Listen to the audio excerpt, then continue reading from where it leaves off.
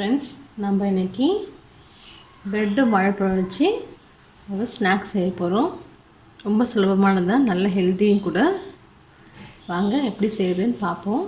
நம்ம ஃபஸ்ட்டு பேனில் கொஞ்சமாக நெய் விட்டுக்கலாம்.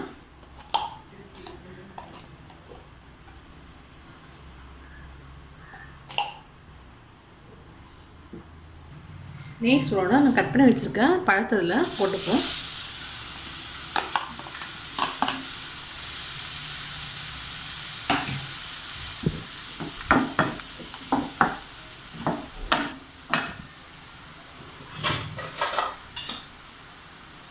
கொஞ்சமாக கலருக்காக மஞ்சள் பொடி ஆட் பண்ணிக்கிறேன்.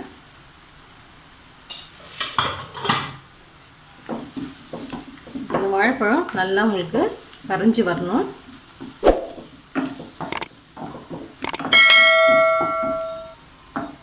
பழம் நீங்கள் எந்த பழம் போட்டுக்கலாம், நல்லா பழுத்துருந்தால் நல்லாயிருக்கும் உங்களுக்கு பழம். கொஞ்சமாக ஏலக்காய் போட்டுக்கலாம், வாசனைக்காக போட்டுக்கலாம்.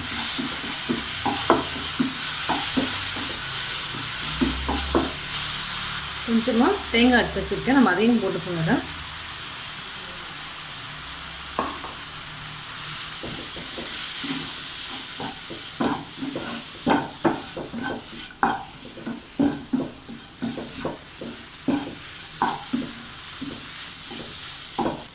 அதில் கொஞ்சமாக நான் சர்க்கரை ஆட் பண்ணிக்கிறேன்.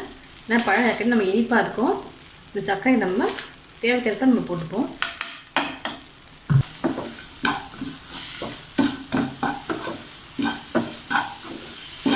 ஸ்வீட் கம்மியாக சாப்பிடுவீங்கன்னா கம்மியாக போட்டுக்கோங்க. நல்ல ஸ்வீட் சாப்பிடுவீங்கன்னா கொஞ்சம் எக்ஸ்ட்ரா நீங்கள் போட்டுக்கலாம். உங்களுக்கு சுகருக்கு ஏற்ற மாதிரி நீங்கள் ஆட் பண்ணிக்கோங்க. நான் அந்த கம்மியாக தான் போடுறேன். நம்ம வாழைப்பழத்தோட ஸ்வீட்டு நல்லாயிருக்கும் உங்களுக்கு.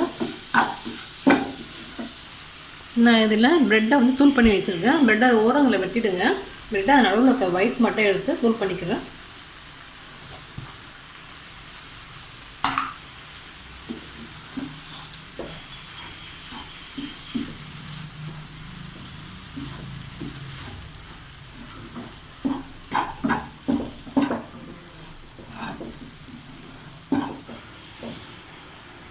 இந்த வாழைப்பழம் நல்லா கரைஞ்சிடுச்சு, சர்க்கரை நல்லா மெல்ட் ஆகிடுச்சு.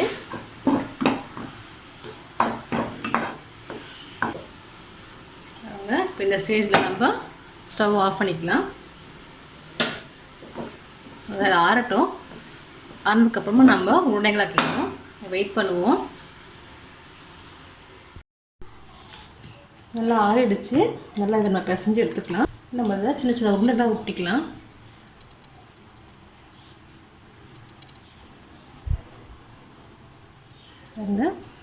சின்ன சின்ன உருண்டைகள்லாம் உருட்டி வச்சுக்கலாம்.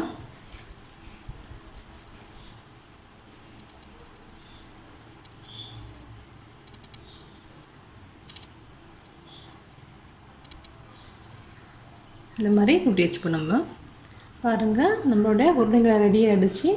இப்போ நம்ம எடுத்து பொரிச்சிக்கலாம். இதை நம்ம கொஞ்சமாக இதில் எண்ணெய் ஊற்றிக்கலாம். நீங்கள் எண்ணெய்க்கு மாற்றி நெய் கூட ஊற்றிக்கலாம். நம்ம லேசாக இதில் பொரிச்சு எடுக்க போகிறோம், அவ்வளோதான். நம்ம இதில் இந்த பால்ஸ் உருண்டைகள் எடுத்து நம்ம இதில் போட்டுக்கலாம்.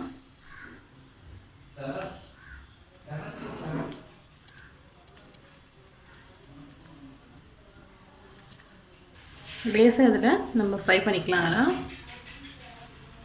லேசாக ரெண்டு பக்கமும் திருப்பி விட்டுக்கலாம். ரொம்ப பொரியணும் அவசியம் இல்லை, நமக்கு லேசாக வெந்தால் போதும். நான் ஆல்ரெடி நம்ம வெந்த மாவு தான் இதற்கவே நம்ம எல்லாமே நல்லா வதக்கி தான் போட்டிருக்கோம். இது அப்படியே கூட சாப்பிட்லாம். நீங்கள் இதை பொரிச்சோம்னா ஒரு டேஸ்ட் தரும், அதுக்கு தான் செய்கிறது.